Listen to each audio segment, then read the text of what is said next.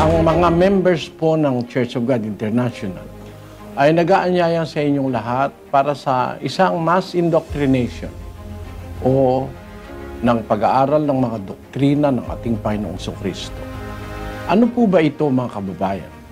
Pag-aaralan natin ano ba ang mga utos ni Kristo, mga aral ni Kristo, aral ng Ebanghelyo na para sa ating panahon. Kasama ba rito ang pagbibigay ng ikapo? Ang Santa Senang may abulo yan? Kasama ba rito ang pangingili ng Sabado? Doktrina ba ng Panginoong Jesucristo na bawal ang baboy, hipon at iba't iba pa? Inanyayahan namin kayo ng isang buong taus-pusong paanyaya na sana'y pagbigyan ninyo mga kababayan. Kung kayo po ay mayroong pagnanasang makaalam ng mga aral na tunay na doktrina ng ating Panginoong Jesucristo. Magandang araw po sa inyo lahat.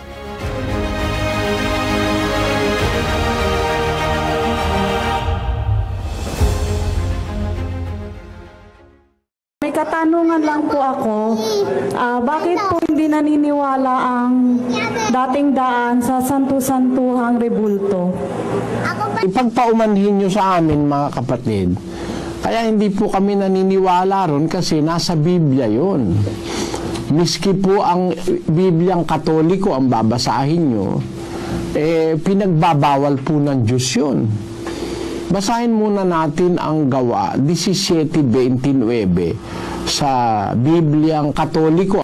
Kung tayo ay sa lahi ng Diyos, huwag nating isipin na ang pagka-Diyos ay katulad ng ginto, pilak o bato na ginawa ng sining at dunong ng tao. Sa Bibliang Katoliko po yan. Diyan po ako naaawa sa mga Katoliko.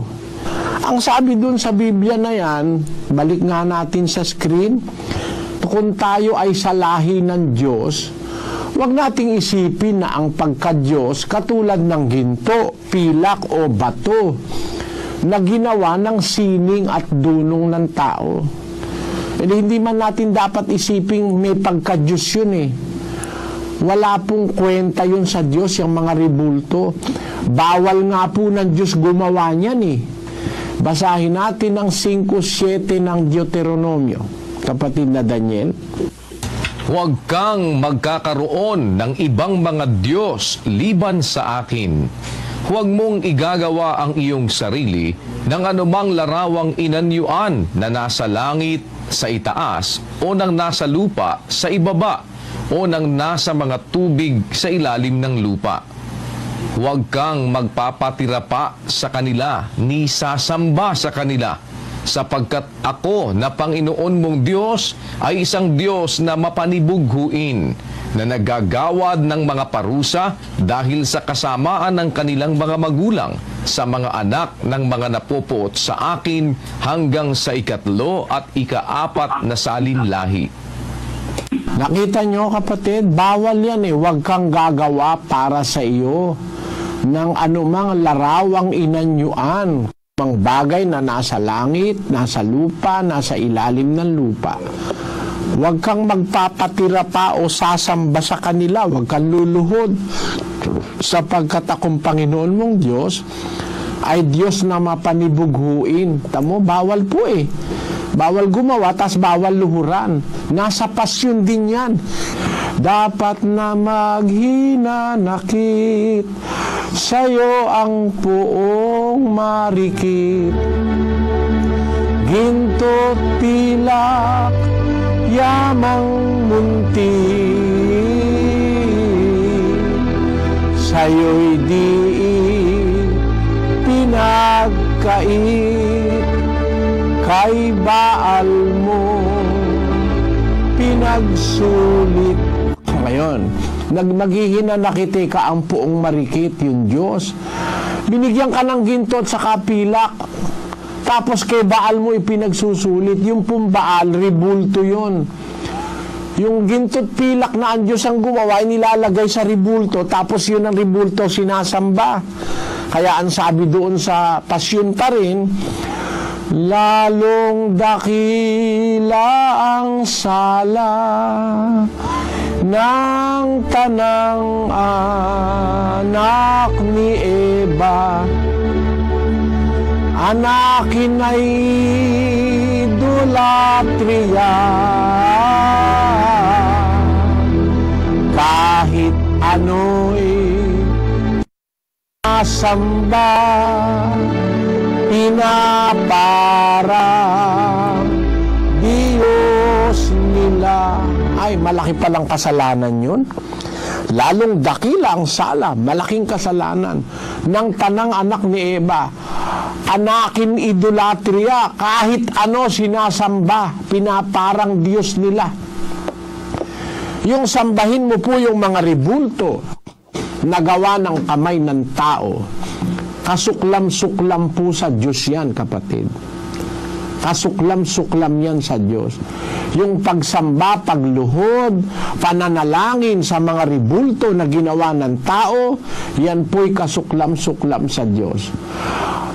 Roma 1:25. Sapagkat pinalitan nila ang katotohanan ng Diyos ng kasinungalingan, at sila'y nagsisamba at nangaglingkod sa nilalang kaysa lumalang, na siyang pinupuri magpakailanman siya nawa. Pinalitan ng wika nila nung mga taga-Roma ang katotohanan ng Diyos ng kasinungalingan. Sila'y nagsisamba at naglingkod sa nilalang kaysa sa lumalang. Paano nila ginawa yun? Na ang pinaglingkuran nila yung nilalang kaysa sa lumalang. Sa 23.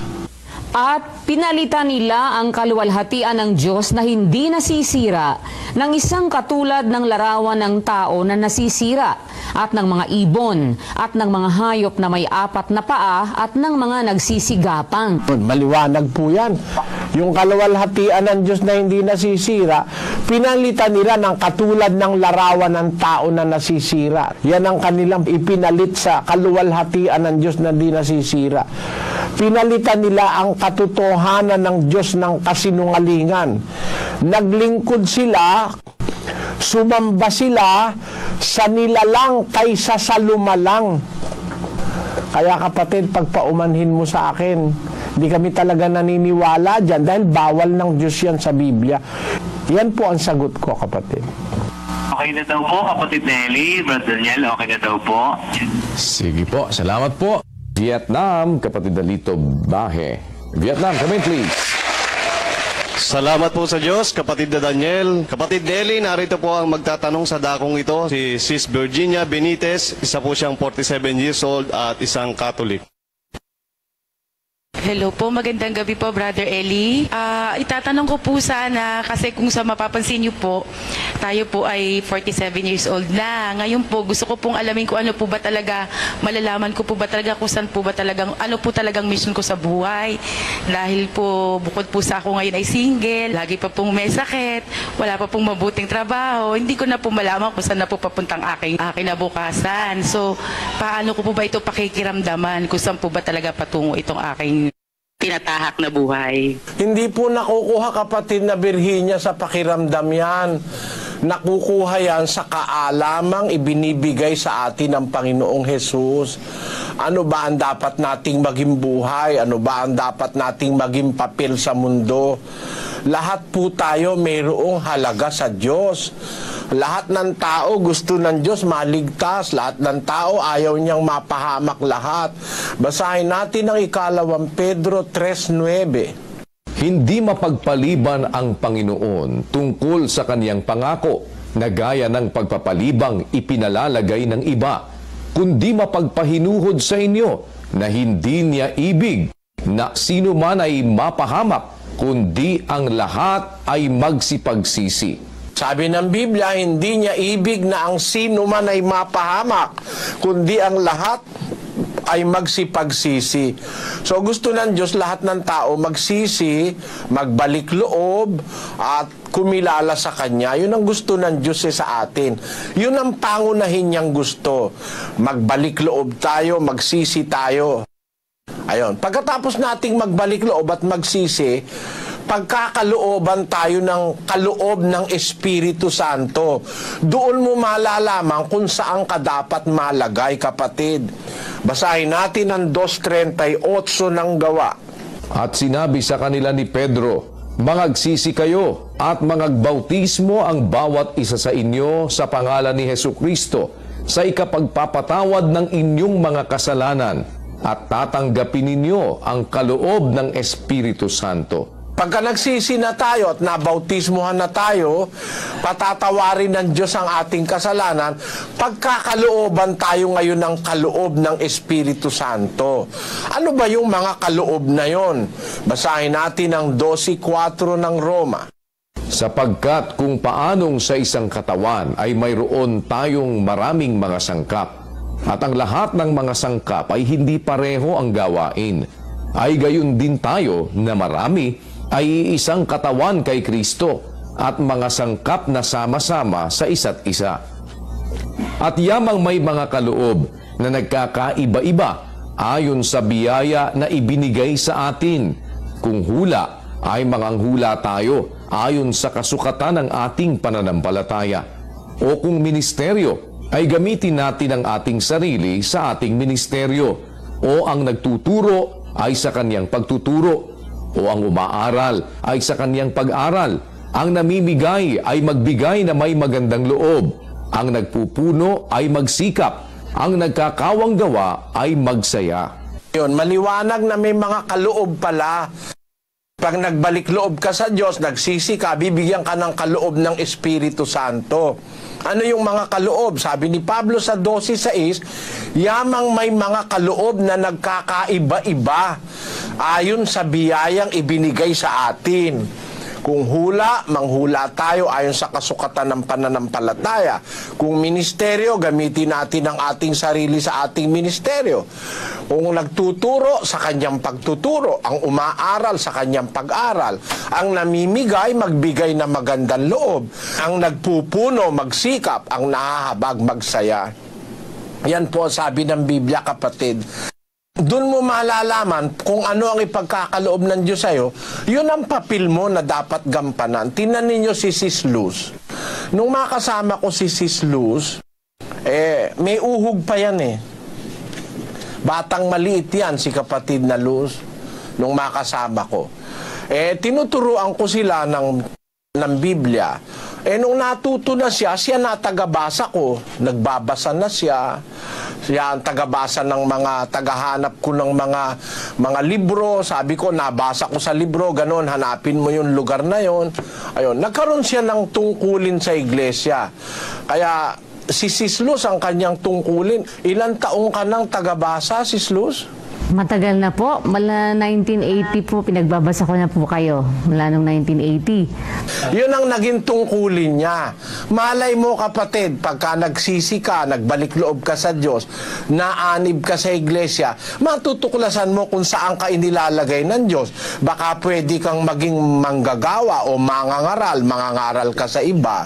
Dahil ikaw naman pala single, wala kang istorbo. Makakapag-alay ka ng malaking oras para sa Diyos. 7:34 ng unang Korinto. At nagkakabahagi ang isipan, gayon din naman ang babaeng walang asawa at ang dalaga ay nagsusumakit sa mga bagay ng Panginoon upang siya'y maging banal sa katawan at sa espiritu man. Ngunit ang babaeng may asawa ay nagsusumakit sa mga bagay ng sanglibutan kung paanong makalulugod sa kanyang asawa. Pagka walang asawa, makakapagsumakit sa bagay ng Panginoon para maging banal sa katawan at sa espiritu man. Alam mo, yung walang asawa, mas malaki ang debosyon at dedikasyon sa paglilingkod sa Diyos kaysa sa may asawa. Kasi pag may asawa ka na, mag-aasikaso ka ng asawa, anak, mga bagay ng sanlibutan ang haharapin mo para mapasaya mo yung asawa mo. Pero kung wala kang asawa, single ka, ang gusto mong mapasaya ang Diyos. Kaya mas malaki ang magagawa mong paglilingkod. Matutuklasan mo yan, kapatid, pag nagbalik loob ka sa Diyos. Kaming lahat ganon. Si kapatid na Daniel, nang turuan ko yan, 3 taon Si Sis Luz, nang turuan ko 9 na taon. Hindi ko naman kasi kamag-anak si Sis Luz Pero si Daniel ay akin siyang pamangkin. 3 taon pa lang, tinuturuan ko na siya ng salita ng Diyos, tumutula na siya, hanggang sa siya ay lumaki, nag-aral, at naging manggagawa, nakatulong ko siya sa maraming mga bagay. So marami siyang tungkulin na halos nga hindi na natutulog kami. Marami tayong pwedeng magawa para sa Diyos. We can live a productive life, beneficial for our families and for our fellow men. At kailangan lang nating madetermine yon sa kaloob na ipagkakaloob sa atin ng Diyos. Halimbawa, merong umaawit, may kaloob na maganda boses na umaawit. Tingnan mo yung mga choir, umaawit. Itong aking pianista, galing pa sa Mindanao ito doon sa bundok lang may kakekwa. Biro mo. Ano malay mo na siya pala magiging pianista ko, kasama ko siya ngayon. Meron tayong kanya-kanyang kaloob sa Diyos. Maiko-contribute natin yung kaloob natin para mapaglingkuran nating sama-sama ang Diyos, kapatid. Sana naunawaan mo ang sagot ko. Maraming salamat po. Kapatid, makinig ka po ng doktrina. Pag nakapakinig ka ng doktrina, malalaman mong unti-unti kung saan ka pwedeng lumugar. Lahat ng tao pwedeng bigyan ng Diyos ng kaloob, di magkukulang ang Diyos. Malay mo, maganda boses mo, de sumali ka sa choir. Ganon, makakapaglingkod ka sa Diyos kahit umaawit ka. O kaya, meron tayong ampunan ng mga byuda, mga matatanda. Kung gusto mo, ikaw ang magpakain dun sa matatanda. Pati nga yung ampunan natin nangangailangan ng mga katulong Kasi pagka matanda na, yung mga, alam mo, yung mga matatanda, tinatakwil na ng mga anak nila, pinapasa sa amin. Kasi yung matatanda nila, wala na silang pakinabang. Nako, doon pinapatira sa aming mga ampunan. Ayun, kami ang nag-aalaga. Nakakagawa ka ng mabuti. Biro mo, alagaan mo, hindi mo ka mag-anak. Alagaan mo yung itinakwil ng kanilang mga kamag-anak. Maalagaan mo, malaking kabanalan sa Diyos yun. Yun ang aking sagot sa iyo, kapatid. Salamat po. Sa Vietnam, lipat naman po tayo ng Tayug, Pangasinan. Kapatid na Ricky Rese. Go ahead please, Tayug. Okay po, kapatid Daniel, kapatid Nelly, mula po dito sa Tayug, Pangasinan. Ang magtatanong ay si Adelaida Tuliao, 75 years old, sa pong miyembro ng UCCP. Nandito po siya. Magandang gabi po, Brother Eli. Ang tanong ko ay simple lang. Alam natin na tayong lahat ay pupunta sa kamatayan at dalawa lang ang pupuntahan natin. Paano tayo makatitiyak na sa mabuting lugar tayo pupunta o kaya sa buhay na walang hanggan? Yun lang po. Mo kapatid, lahat ng daan may umpisa. Lahat ng daan may umpisa. Kahit saan ka papunta, may umpisa ang daan. Halimbawa, galing ka dyan sa Tayug, Pangasinan, pupunta ka ng Pampanga, dadaan ka sa MacArthur Highway, may umpisa dyan, sa umpisa ng daan, dyan sa bahay mo, tapos papunta ka sa istasyon ng bus, tapos papunta doon sa MacArthur Highway, makakarating ka sa Pampanga kung sasakay ka sa bus. Meron daan na talagang dapat daanan. Ano ang ibig kong sabihin, kapatid? Para tayo makatiyak kung saan tayo talaga pupunta, ito ang sabi sa Biblia, sa 2:10 ng Efeso. Sapagkat tayo'y kaniyang gawa na nilalang kay Kristo Jesus para sa mabubuting gawa na mga inihanda ng Diyos ng una upang siya nating lakaran. Nakita mo, kapatid, meron talaga tayong lalakaran na ang Diyos ang naghanda. Sabi ng kasulatan, tayo'y kanyang gawa, nilalang kay Kristo Jesus para sa mabubuting gawa na mga inihanda ng Diyos ng una upang siya nating lakaran. Basahin natin sa Pangasinense. Tasika tayo, gawa to itayo. Apinalsaed Kristo Jesus ani paakar ed saray maong agawa. Asikara so in paraan na Dios, pian manakar itayo kumun ed sikara. Ayan. Ed saray maong agawa. Tamo? yung mabuting gawa, yun ang ating lalakaran. Pag doon tayo lumakad, siguradong ang dulo nun, buhay na walang hanggan. Yun ang daan ng Diyos, doon ka dadaan. Kumbaga, kung halimbawa, gusto mong makarating sa Maynila, may MacArthur Highway kang dadaanan. Doon ka dadaan. Yun ang straight na daan papunta sa Maynila. Yung MacArthur Highway kung galing ka sa Pangasinan. Ang dadaanan natin yung inihanda ng Diyos, yung mabubuting gawa. Tas sikatayo, gawa to itayo. Pinalsa ed Kristo Jesus, ni paakar ed saray maong agawa asikaraso in paraan na Diyos pian manakal itayo kumon ed sikara. Ayon, sabi sa Biblia, tayo kanyang gawa, nilalang kay Kristo Jesus para sa mabubuting gawa na mga inihanda ng Diyos ng una upang siya nating lakaran. Yun ang lalakaran natin, yun ang highway papunta sa Diyos, yung mabubuting gawa, yung gawa ng ipinagagawa sa atin ng Diyos. Kung anong gusto niyang gawin natin, yun ang gagawin natin. Huwag yung gagawin natin, yung gusto natin. Gagawin natin yung gusto ng Diyos na ipinagagawa niya. Inihanda niya na ng una yon para siya nating lakaran. So we have to follow the way of God. Yung gawa na ipinapagawa ng Diyos, doon tayo lalakad. Yun ang paraan para makatiyak tayo na ang katapusan nun, buhay na walang hanggan. Walang ibang daan papunta sa buhay na walang hanggan, kundi ang pagsunod kay Kristo. At yun ay ang paggawa ng kabutihang itinuro ni Kristo. Yun ang sagot sa tanong mo, kapatid na Adelaida.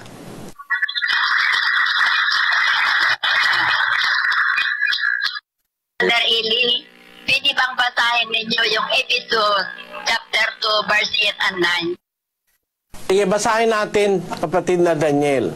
Sapagkat sa biyaya kayo'y nangaligtas sa pamamagitan ng pananampalataya, at ito'y hindi sa inyong sarili, ito'y kaloob ng Diyos. Hindi sa pamamagitan ng mga gawa, upang ang sino man ay huwag magmapuri. Yes! Sapagkat tayo'y kaniyang gawa, na nilalang kay Kristo Jesus para sa mabubuting gawa na mga inihanda ng Diyos ng una upang siya nating lakaran. Nakita mo, kapatid? Inililigaw ka nung pastor na narinig mo. Sabi sa'yo, hindi kailangan gumawa. Niloloko ka nung pastor mo. Uulitin ko ang basa, 8 hanggang 10. Punuputol nila yung hanggang 10 hanggang 9 lang Huwag kang papayag na niloloko ka ng harapan, kapatid. Lalo na matanda ka na, pareho tayo.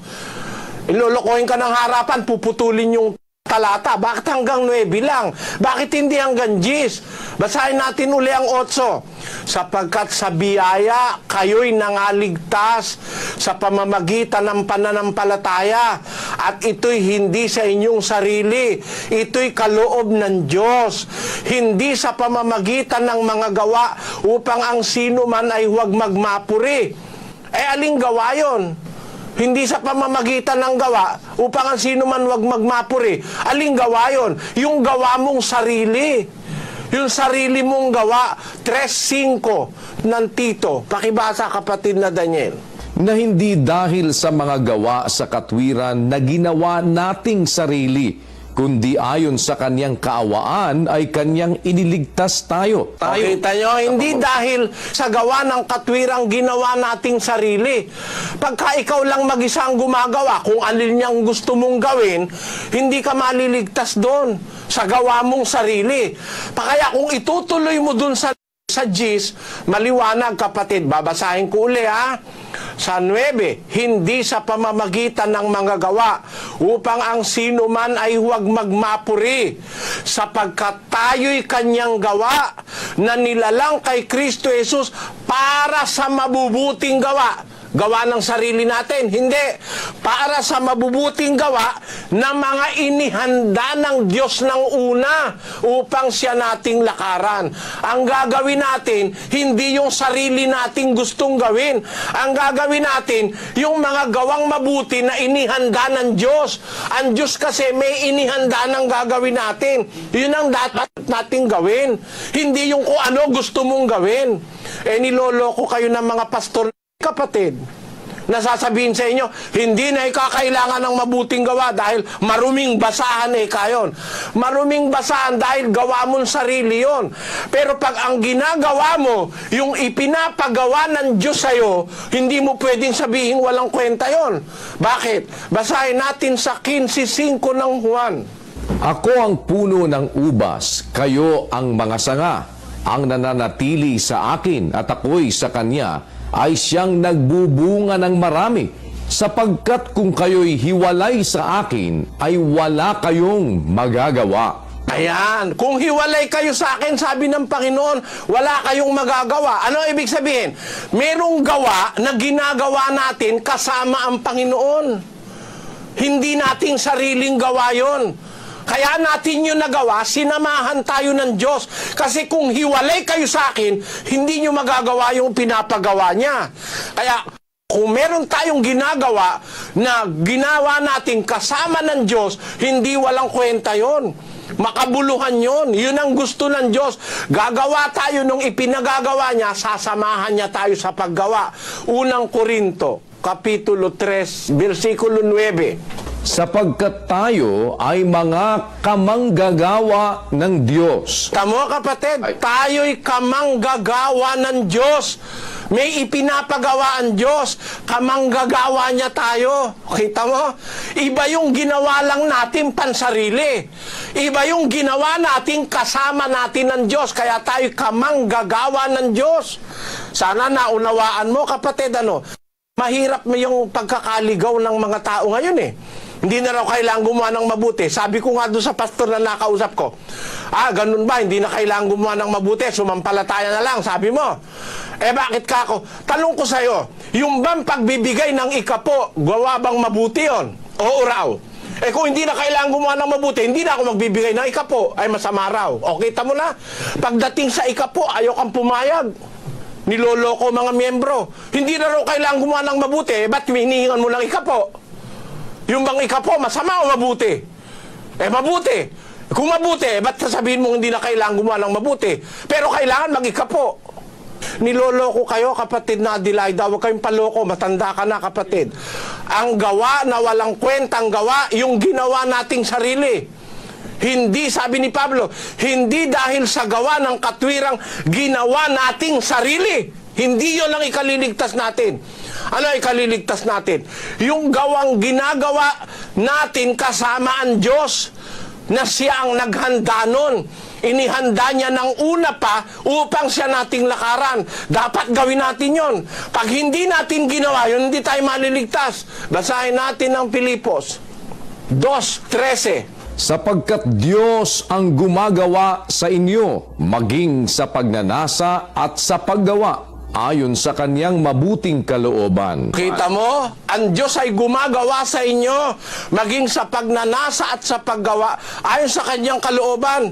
Kaya merong gawa na ang Diyos ang gumagawa, kasama kang manggagawa. Kamanggagawa ka ng Diyos. Pwede mo ba sabihin, maruming basahan yon? Pwede ba masabihin, walang kwentang gawa yon? Ang Diyos ang kasama mong gumawa. Kailangan tayong gumawa, kasama natin ng Diyos. Mahalaga yon, kailangan yon. Basahin natin sa Pilipos 2:12. Kaya nga, mga minamahal ko, kung paano ang inyong laging pagsunod na hindi lamang sa harapan ko, kundi bagkus pa ngayong ako'y wala, ay lubusin ninyo ang gawain ng inyong sariling pagkaligtas na may takot at panginginig. Tama kapatid, kung gusto mo maligtas, may gagawin ka. Sabi ni Pablo, lubusin ninyo ang gawain ng inyong sariling pagkaligtas na may takot at panginginig. Kaya kailangan gumawa tayo para tayo maligtas. Ano yung gagawin natin? Yung ipinapagawa ng Diyos. Hindi yung gusto mo lang na gawin na mabuti. Ang ipinapagawa ng Diyos, yun ang mahalaga. Kasi merong mabuti sa tao, hindi naman mabuti sa Diyos. Walang kwenta yon yung mabuti sa'yo, na hindi naman sa Diyos mabuti. Pero ang ipinapagawa ng Diyos, yung kanyang kabutihang gusto niyang magawa natin. Ano ba yung ipinapagawa ng Diyos? Basahin natin sa 7:12 ng Roma. Kaya nga, ang kautusan ay banal, at ang utos ay banal, at matuwid, at mabuti. Ayon, yun ang mabuti na ipinapagawa ng Diyos.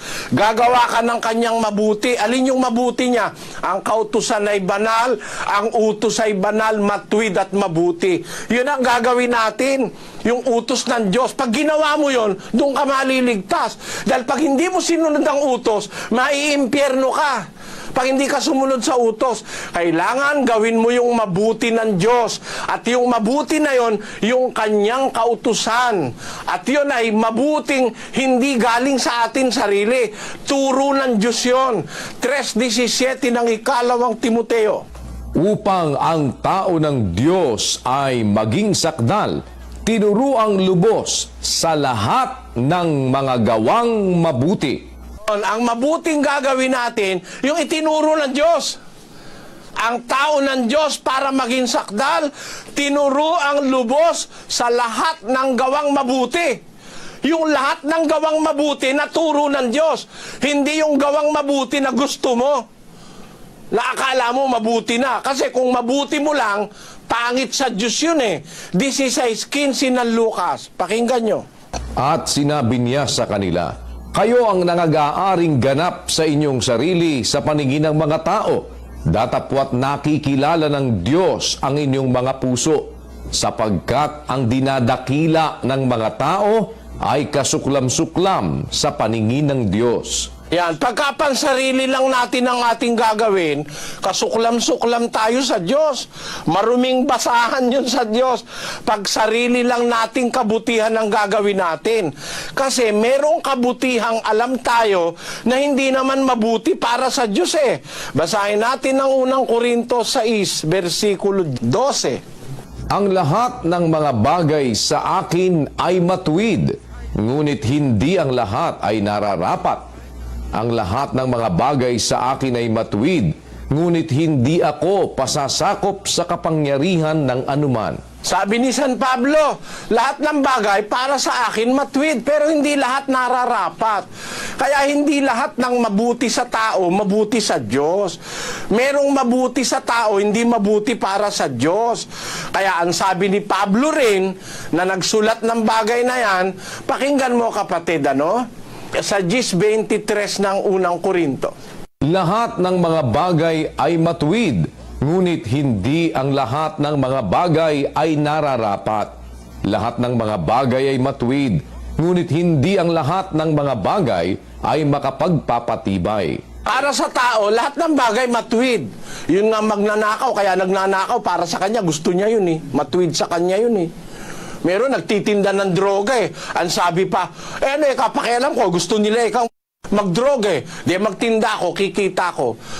Matuwid mo lang yun eh. Pero masama sa kapwa yun eh. Kaya merong matuwid sa tao, masama sa Diyos. Kaya hindi yun ang matuwid na gagawin natin. Pero pagka ang mabuti ay ang ipinapagawa ng Diyos, huwag natin sasabihin maruming basahan yun. Kasi siya nagpapagawa nun, utos niyang gawin yun eh. Pag ang ginagawa mo, yung kabutihang alam mo, hindi naman utos ng Diyos, walang kwenta yun. 1:19 ng unang Korinto. Sapagkat nasusulat, iwawalat ko ang karunungan ng marurunong at isasawala ko ang kabaitan ng mababait. Yan, sabi ng Diyos, iwawalat ko yung karunungan ng marunong, isasawala ko yung kabaitan ng mababait. Baka ang kabaitan mo'y pantao lang, pakitang tao, walang kwenta sa Diyos yun.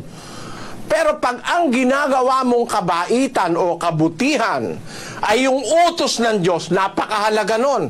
Kasi ang tao ng Diyos, upang maging sakdal, tinuro ang lubos sa lahat ng gawang mabuti.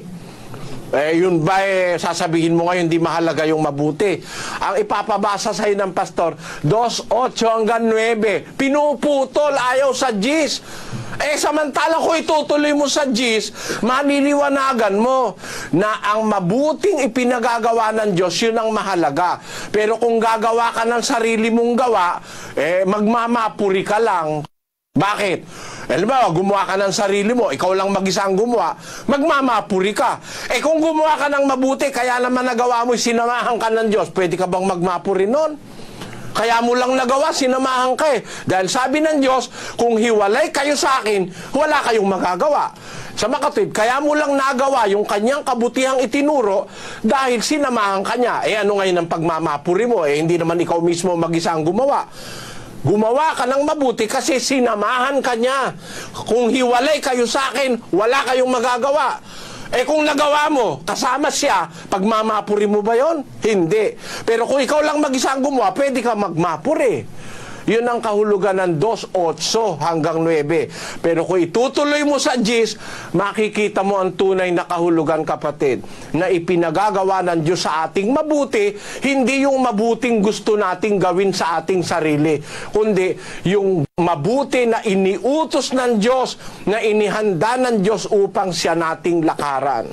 Alam mo, kaya ginugulang ko ng panahon nito, kapatid na Adelaida, ay 75 anyos ka na kasi.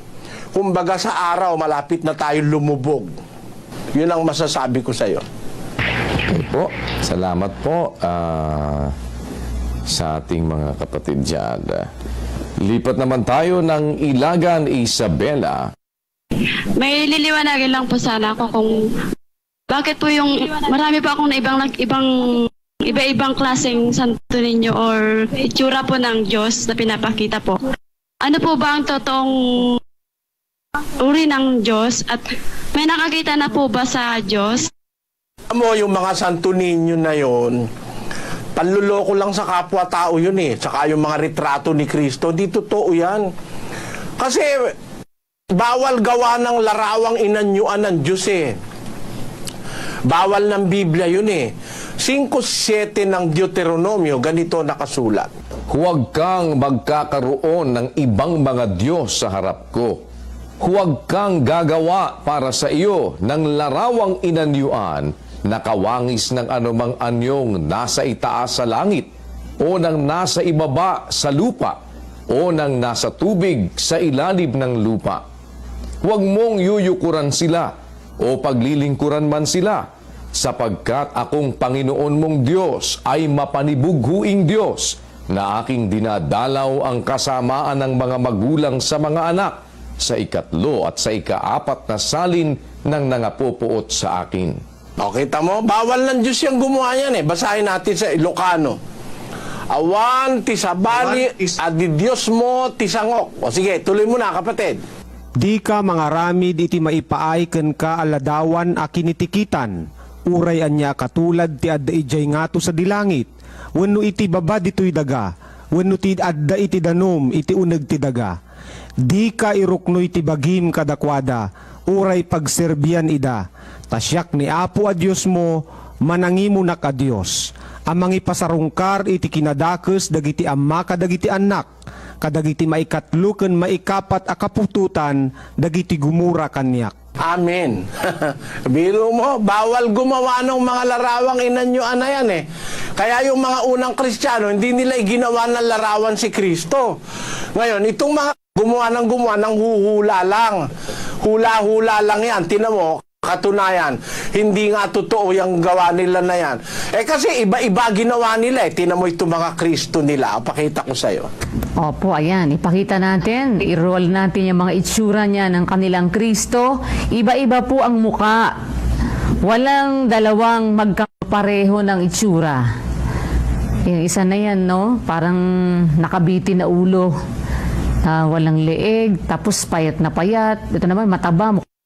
Iba-iba itsura po. Lahat ng mga litrato na yan, walang magkapareho. Merong mukhang babae, merong mukhang estranghero.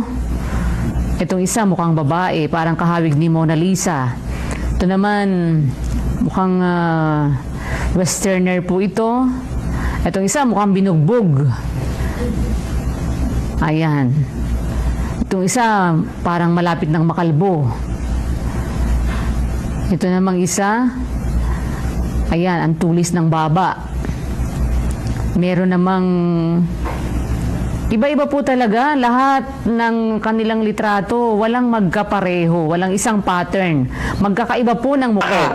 Bakit walang magkapareho? Kasi pare-parehong imbento lang yan ng mga artist na nagdo-drawing. Bawal kasi ng Diyos yan eh. Kaya nga wala silang makitang drawing sa first century eh. Yung mga drawing na yan, yung mga estatwa na yan, wala silang makuha sa first century. Bakit? Kasi bawal ng Diyos gumawa ng mga larawang inanyuan eh. Kaya wala silang mahukay sa archaeology, di sila makakita ng larawan ni Kristo on the first century. Buhay pa mga apostol nun eh. Second century, wala pa rin. Third century, wala pa rin. Fourth century, 6th century, doon lang nagkaroon. Ang mga tao pinaniwala sa mga ribul-ribulto.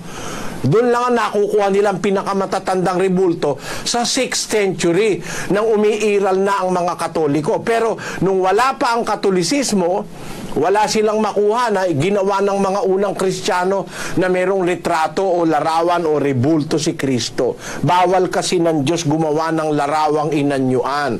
Basahin natin ang 1:21 ng Roma. Sapagkat kahit kilala nila ang Diyos, siya'y hindi niluwalhati nilang tulad sa Diyos, ni pinasalamatan, kundi bagkus ni walang kabuluhan sa kanilang mga pagmamatwid, at ang mangmang nilang puso ay pinapagdilim. At pinalitan nila ang kaluwalhatian ng Diyos na hindi nasisira ng isang katulad ng larawan ng tao na nasisira, at ng mga ibon, at ng mga hayop na may 4 na paa, at ng mga nagsisigapang. Sapagkat pinalitan nila ang katotohanan ng Diyos ng kasinungalingan, at sila'y nagsisamba at nangaglingkod sa nilalang kaysa lumalang na siyang pinupuri magpakailanman. Siya nawa. Basa mo nga sa Ilocano yan, kapatid. Taidinto anaamuan dati Dios, saan da adinaydayaw akas Dios, di damit nagyaman, no di ket nagtangsit da kadagiti panangipalpalawag da, ket nagsipnget tinanengneng a puso da. Ket sinuktanda ti dayag ti Dios adi agrupsa iti kaasping ti ladawan ti tao nga agrupsa, ken dagiti tumatayab, ken dagiti an-animal na nagsaka iti upat, ken dagiti ululeg.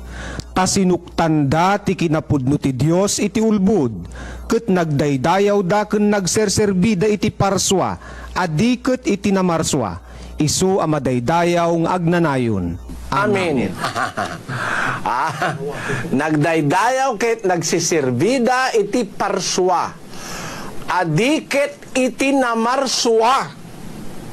Kita mo na, kapatid, ang pinaglingkuran nila hindi yung lumalang, kundi yung nilalang. Mali yan. May mga kung ano-anong mga retrato na niluluhuran, sinasamba.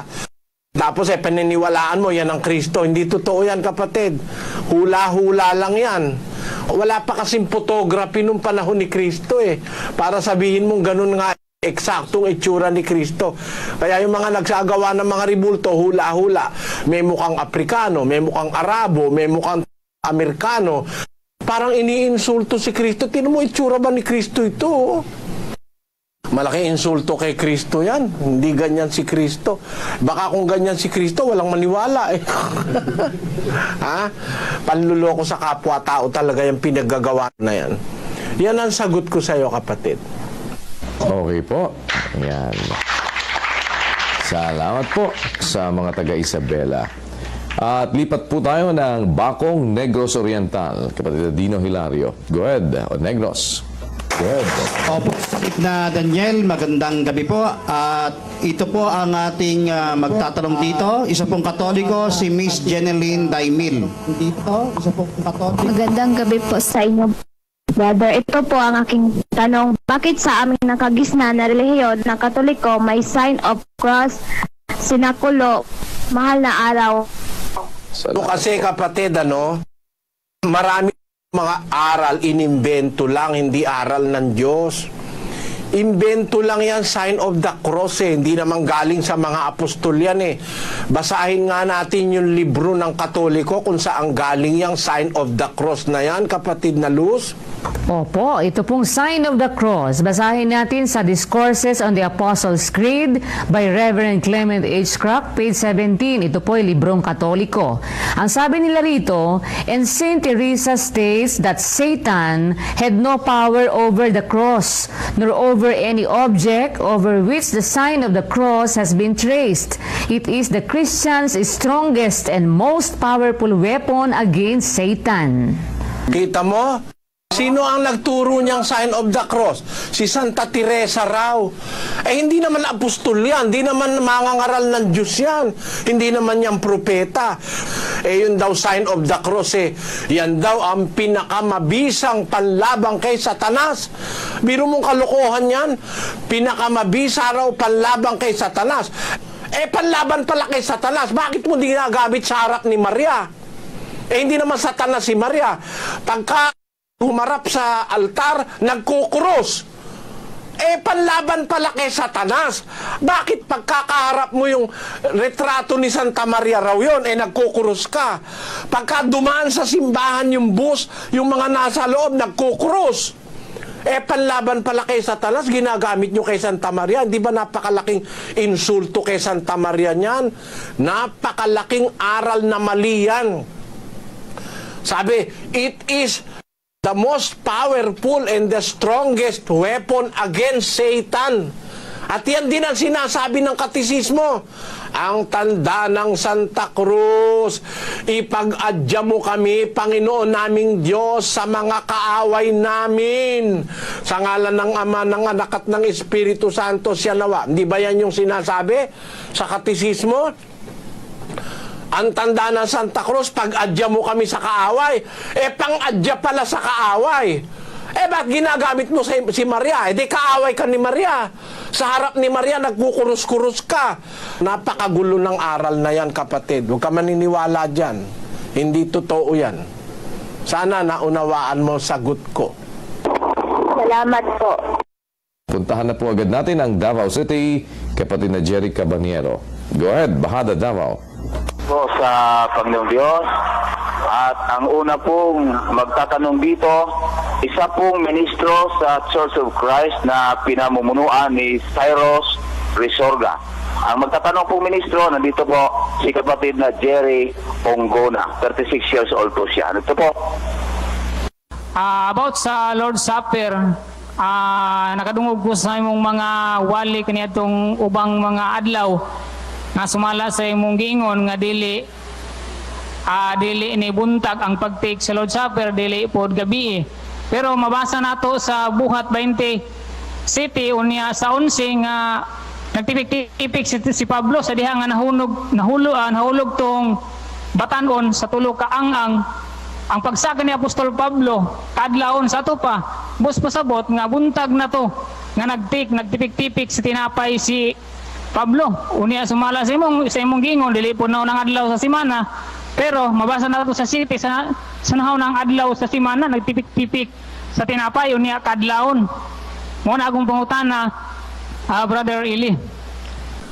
Alam mo kapatid, yung binasa mo 27, hindi yan yung Lord's Supper, hindi yan.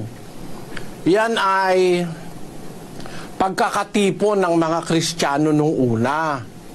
Hindi yan Lord's Supper.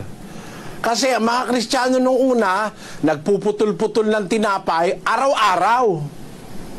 Araw-araw ginagawa nila yon. Kaya hindi Lord's Supper yon. Kasi hindi naman araw-araw yung Lord's Supper eh. Basahin natin sa 2:46 ng Gawa. At araw-araw sila'y nagsisipanatiling matibay sa pagkakaisa sa templo at sa pagpuputol-putol ng tinapay. Kita mo? Araw-araw nagkakaisa silang matibay sa templo sa pagpaputol-putol ng tinapay. Basahin nga natin sa Cebuano, ug sa nagapadayon sila sa paghiusa sa matag adlaw sa templo ug sa pagbahin-bahin sa tinapay sa kabalayan Nangaon sila sa malipayon ug sa putli nga kasing-kasing, nga nagadayeg sa Dios ug nahamutan sa tibuok nga lungsod ug ginadugang sa Ginoo kanila sa matag adlaw ang mga ginaluwas. Tamo kapatid, araw-araw nagpuputol-putol sila ng tinapay. Nagkakaisa sila sa templo, nagpuputol-putol sila ng tinapay sa mga bahay-bahay. Yun ay mga common meal. Hindi yan yung Lord's Supper. Iba yon, kapatid. Kaya sana ay wag nating pagsamahin yon. At yung tanong mo na versikulo 7 sa Gawa 20 versikulo 7 sa naunang adlaw sa semana sa tupa Domingo. So naghimo mi ana sa naunang adlaw sa semana Domingo mi. Dili adlaw-adlaw pod. Ang tanong ko, naunang adlaw sa semana sumala ni Pablo maghimo, maghandom siyang kamatayon sa managnaon ang adlaw sa semana, Domingo na. So kada Domingo may magtik ana, dili pod adlaw-adlaw. So mo na pangutanan ako, okay ba na kada Domingo magtik og Lord's Supper? Po kapatid, hindi lang sila Domingo nagpuputol-putol ng tinapay. Kung pinakinggan mo yung binasa ko, araw-araw nga nagpuputol-putol sila ng tinapay, hindi lang Domingo. Wag isang sitas lang ang babatayan mo sa Biblia. Kukunin mo ang Biblia buo para wag kang maligaw. Basahin natin uli ang 2:46, kapatid na Jerry ng Gawa. ug sa nagapadayon sila sa paghiusa sa matag adlaw sa templo ug sa pagbahin-bahin sa tinapay sa kabalayan, nangaon sila sa malipayon ug sa putli nga kasing-kasing. Kita mo, ang sabi sa Biblia, nagapadayon sila sa paghiusa sa matag adlaw sa templo ug sa pagbahin-bahin sa tinapay sa kabalayan. O kita mo, hindi Lord's Supper yan. Kasi araw-araw ginagawa nila yung pagpuputol-putol ng tinapay sa mga bahay-bahay Hindi naman sila sa templo nagpuputol-putol ng tinapay sa bahay-bahay. Yung nasa Gawa, hindi rin templo yung pinuntahan nila doon. Sa Gawa 27. Basahin mo, kapatid na Jerry, yung 7, tuloy-tuloy mo. Og sa nahaunang adlaw sa simana, sana nagkatigom kami sa pagtipik-tipik sa tinapay, nagwali kanila si Pablo, kay buot siya mulakaw sa adlaw nga musunod. O gitaas ang iyang wali hangtod sa tungang gabi. Ug may daghang mga suga sa sulod sa itaas, diin kami managkatigom. O hindi yan hindi sa templo yan bahay din yan Hindi yan sa templo ginanap yung pagpuputol-putol ng tinapay na yan. Kaya tama yung ulat ni Lucas dun sa 2:46, nagpuputol-putol sila ng tinapay sa mga kabalayan. Sabi, pagbahin-bahin sa tinapay sa kabalayan. Pero nagpupuri naman sila sa templo, araw-araw naman nagpupuri sila. Kaya hindi lang nahaunang adlaw sa semana, hindi lang ganun. Araw-araw nagpuputol-putol sila ng tinapay, hindi lang pagkaaraw ng linggo. At yung putol-putol ng tinapay, ginagawa nila sa bahay-bahay. Hindi yan ang hapunan ng Panginoon. Iba ang hapunan ng Panginoon, kapatid. Pakinggan mo sa unang Korinto, versikulo 20. Kung kayo nga ay nangagkakatipon, ay hindi kayo maaaring magsikain ng hapunan ng Panginoon. Isaya. Sa pagtigom ninyo, dili mahimo ang pagkaon sa panihapon sa Ginoo. Kita mo, pagka nagkakatipon kayo, sabi ni Pablo sa taga-Korinto, dili mahimo ang pagkaon sa panihapon sa Ginoo. Hindi naman yan literal na hapunan Yung hapunan ng Panginoon, di naman yan physical na hapunan na kagaya ng iniisip ng marami. Ang panihapon sa Ginoo, hindi ginaganap dun sa literal na paraan, kapatid. At hindi linggo yan, hindi linggo. Ang mga unang Kristiyano, ipinagdiriwang nila yung kamatayan ng Panginoon pagka sila ay gumaganap ng banal na hapunan. Basahin natin ang 11:26 ng unang Korinto. Kaysa gihapon nga mukaon kamo niining tinapay ug muinom niining kupa, ang kamatayon sa Ginoo ginamantala ninyo hangtod nga muanhi siya. Kaysa gihapon nga mukaon kamo niining tinapay ug muinom niining kopa, ang kamatayon sa Ginoo ginamantala ninyo hangtod nga muanhi siya. Ano ba ang ating isineselebrate sa hapunan ng Panginoon? Di ba yun yung kamatayan ng Panginoon? Yung kamatayan ng Panginoon, merong exact date yun. Kailan ba namatay si Kristo? Doon ang dapat na celebration ng Lord's Supper. Kailan ba siya namatay? Basahin natin ang Juan 19:31.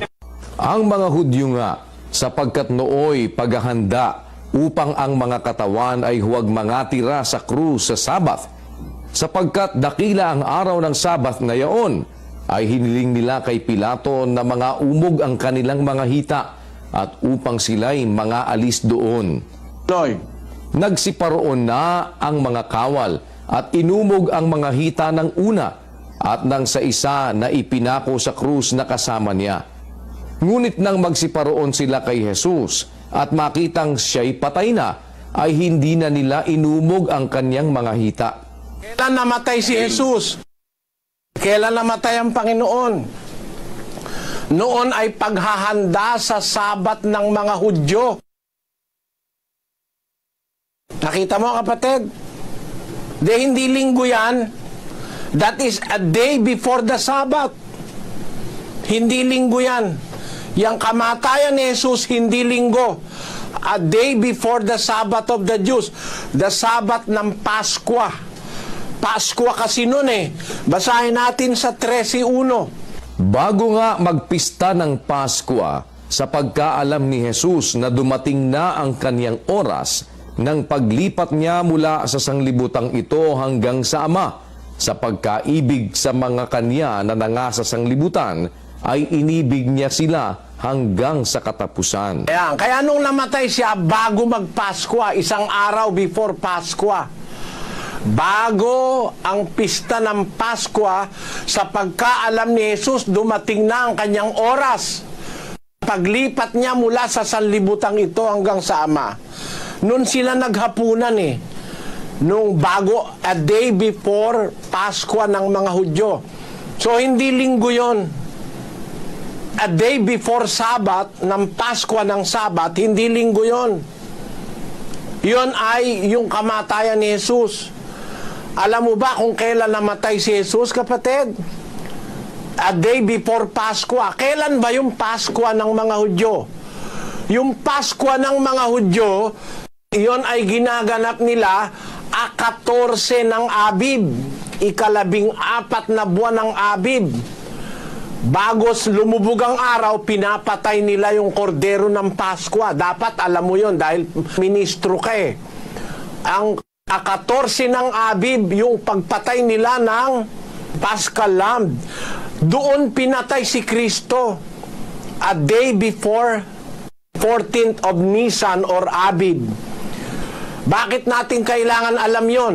Kasi ang pinag-uusapan sa Lord's Supper, yung kamatayan ng Panginoon, yun ang tema nun Basahin natin uli ang Korinto 11:26, kapatid na Daniel.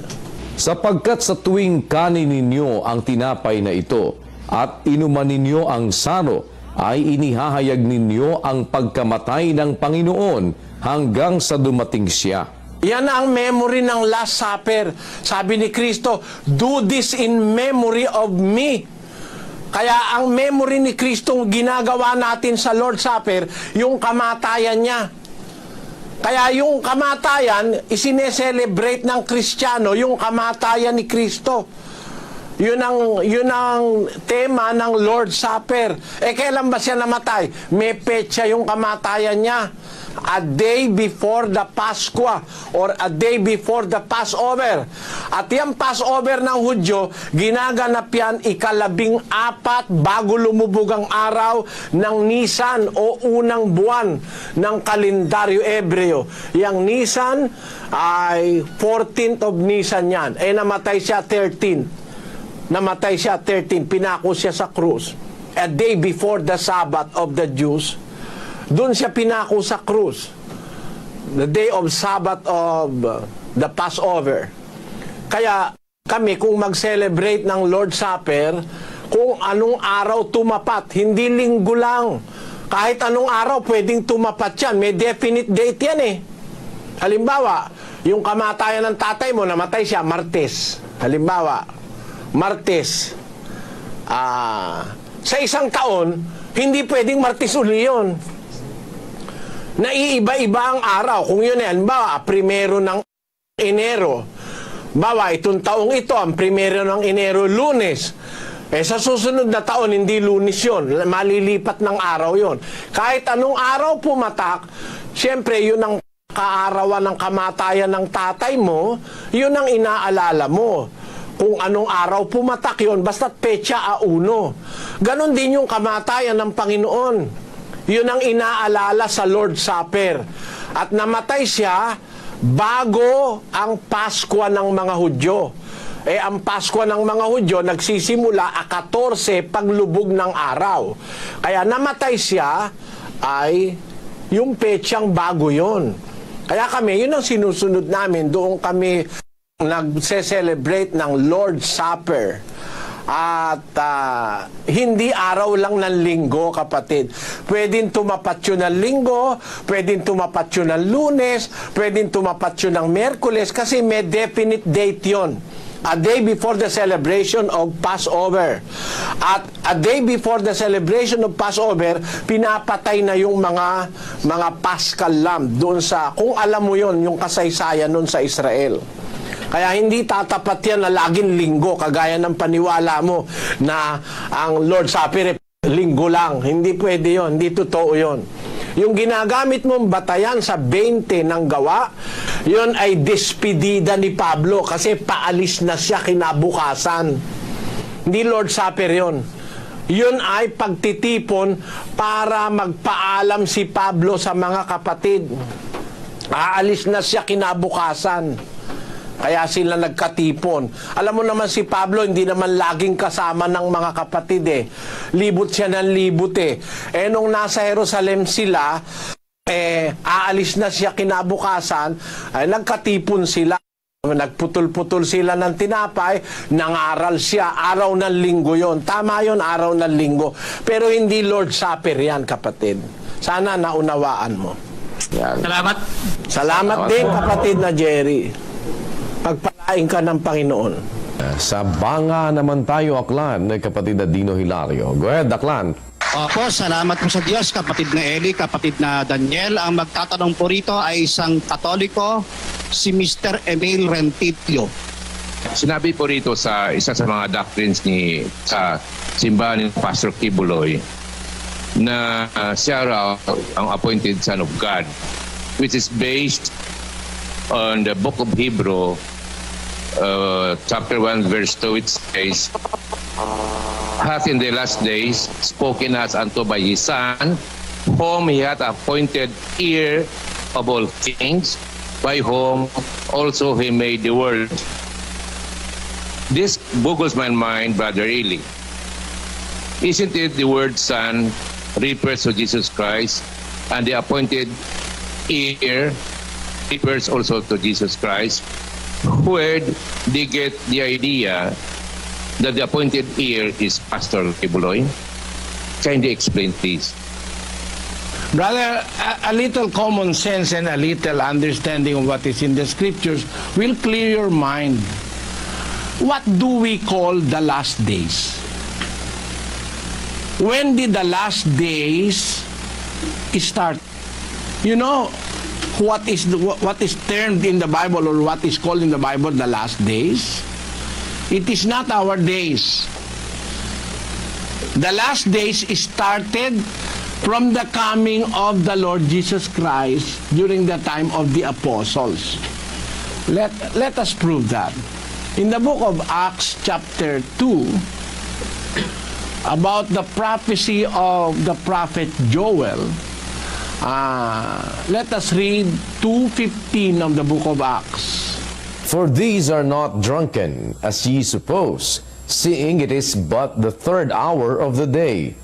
But this is that which was spoken by the prophet Joel. And it shall come to pass in the last days, saith the Lord, I will pour out my Spirit upon all flesh, and your sons and your daughters shall prophesy, and your young men shall see visions, and your old men shall dream dreams. If you are going to follow the interpretation of authorized Bible men of God, you will know that when in the day of the Pentecost, when the apostles started to speak in tongues, the Jews that have heard them thought that the apostles are drunk. They are full of wine. They mock the apostles. Parang ang sinasabi nila, kaya nagsasalita ng wika mga apostol, mga lasing yan, sabi daw ng mga taong kontra sa mga apostol. Let us start reading from 2:13 of the book of Acts. Others mocking said, These men are full of new wine. But Peter, standing up with the 11, lifted up his voice and said unto them, Ye men of Judea, and all ye that dwell at Jerusalem, be this known unto you, and hearken to my words. For these are not drunken, as ye suppose, seeing it is but the third hour of the day. But this is that which was spoken by the prophet Joel.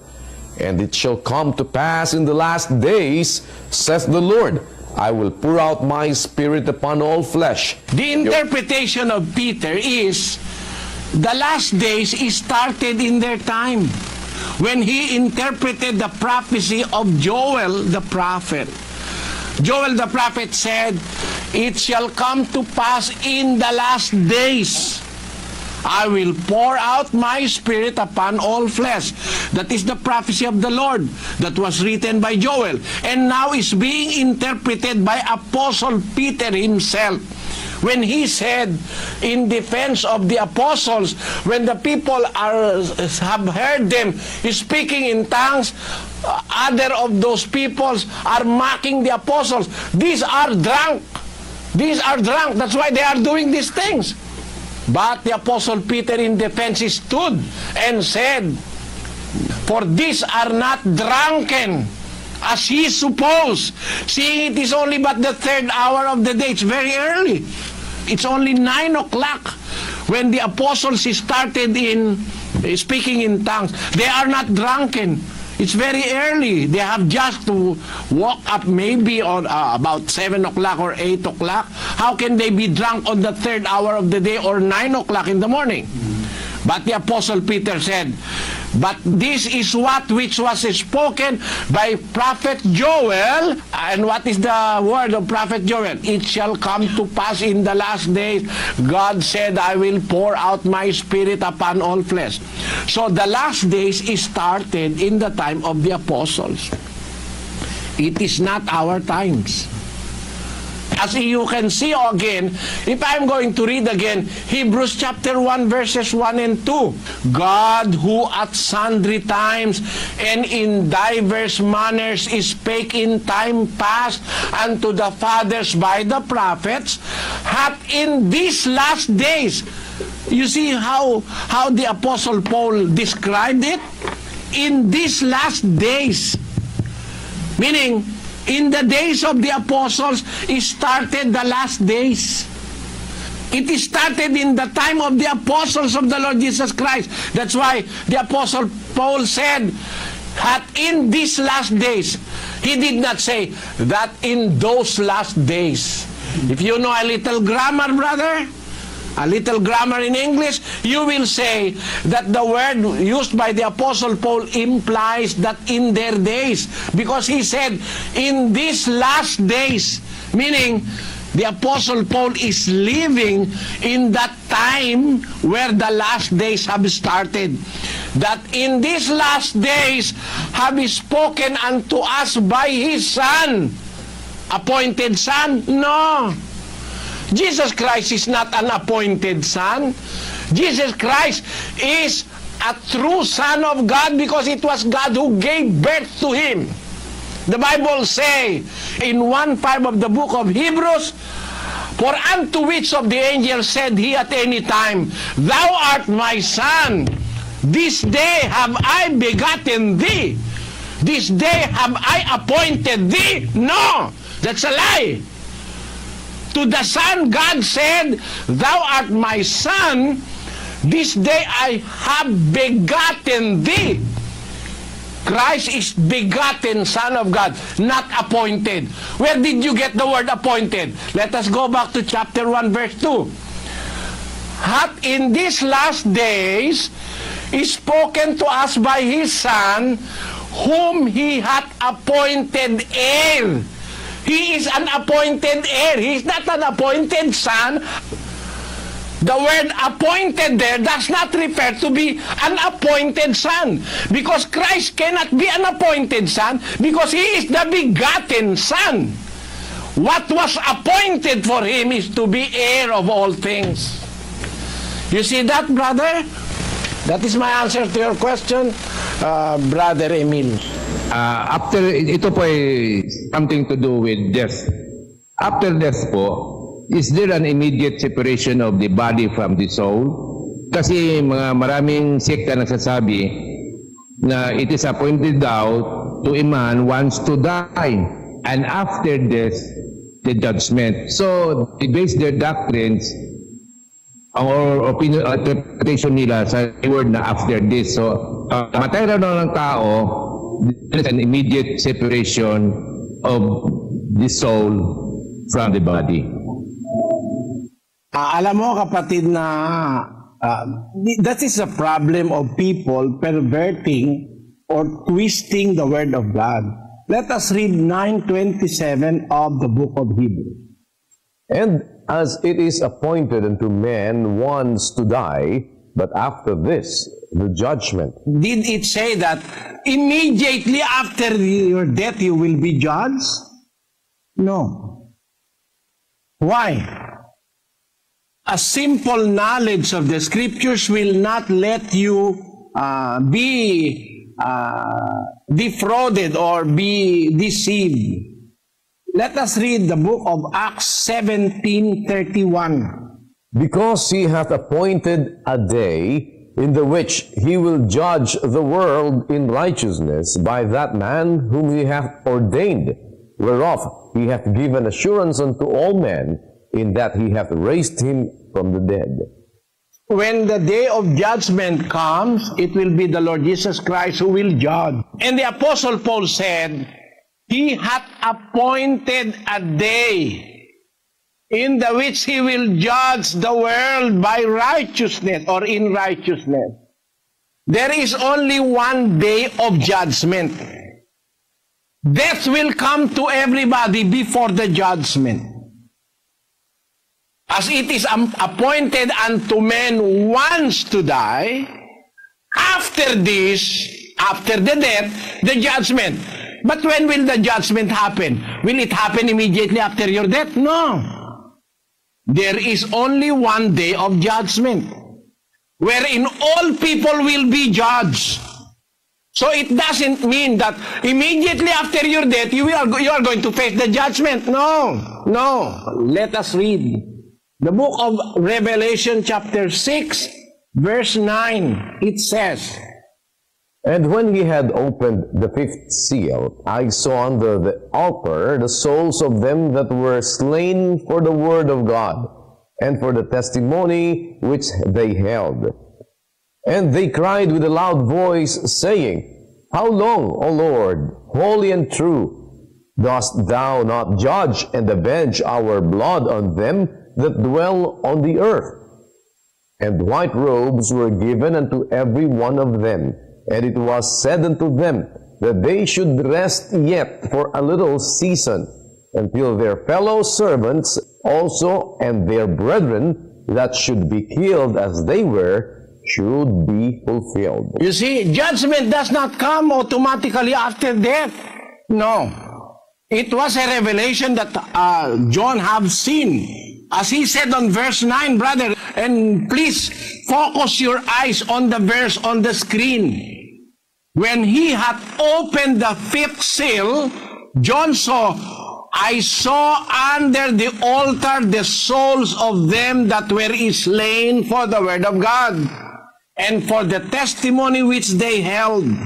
And they cried with a loud voice, saying, How long, O Lord, holy and true, dost thou not judge and avenge our blood on them that dwell on the earth? And white robes were given unto every one of them, and it was said unto them that they should rest yet for a little season, because the judgment is not yet due. Keep resting, because we understand that those that have died are resting. They are resting. But the souls of these people are crying for avenge from God. When will thou judge them that have killed us, those that are now living on earth? How long will that be? And God told them to rest for a little season until their fellow servants also and their brethren that should be killed as they were should be fulfilled. So judgment does not automatically come after death. Judgment is still held in abeyance until everything that must be fulfilled is fulfilled. Until every martyr of Christ have died, judgment will not come. So until now, there is no judgment. And the judgment will come simultaneously to everybody. Let us read Hebrews chapter 11, verse 40. God having provided some better thing for us, that they without us should not be made perfect. God having provided some better things for us, that they, those that are dead, they without us should not be made perfect. Perfection and salvation will come simultaneously to all people, living or dead. 1 Thessalonians 4:15. For this we declare to you by the word of the Lord, that we who are alive, who are left until the coming of the Lord, shall not precede those who have fallen asleep. For the Lord himself will descend from heaven with a cry of command, with the archangel's call, and with the sound of the trumpet of God. And the dead in Christ will rise first. Then we who are alive, who are left, shall be caught up together with them in the clouds. So nobody goes ahead of another. We will not be perfected without those that have died. The dead shall be resurrected first, and after the resurrection, we will all face the judgment. Let us read in the book of John, chapter 5, verse 28 and 29. Marvel not at this, for the hour is coming, in the which all that are in the graves shall hear his voice, and shall come forth, they that have done good unto the resurrection of life, and they that have done evil unto the resurrection of damnation. The last judgment, everybody dead shall rise. From all graves they shall rise. What will happen? Let us read the book of Matthew chapter 25, verse 32. And before him shall be gathered all nations, and he shall separate them one from another, as a shepherd divideth his sheep from the goats. And he shall set the sheep on his right hand, but the goats on the left. Then shall the king say unto them on his right hand, Come, ye blessed of my Father, inherit the kingdom prepared for you from the foundation of the world. That is the sin that we have to consider, brother. Before him shall be gathered all nations, and he shall separate them one from another, as a shepherd divided the sheep from the goats. He shall set the sheep on his right hand, and the goats on his left hand. Shall the king say unto them on his right hand, Come ye, blessed of my Father, inherit the kingdom prepared for you from the foundation of the world. What is that? That is the last judgment. You see? And to the left, what will he say? Verse 41, Brother Daniel. Then shall he say unto them on the left hand, Depart from me, ye cursed, into everlasting fire, prepared for the devil and his angels. Only the time that God will punish those that are goats, those that are cursed by God. It means that judgment and reward shall come simultaneously on the day of the last judgment. And there is only one day of judgment. There is no record in the Bible that proves that immediately after your death you are judged. No. No. It is not it's not right in the Bible, brother, and I hope you understand that answer. Thank you po. One last question na kung pwede po.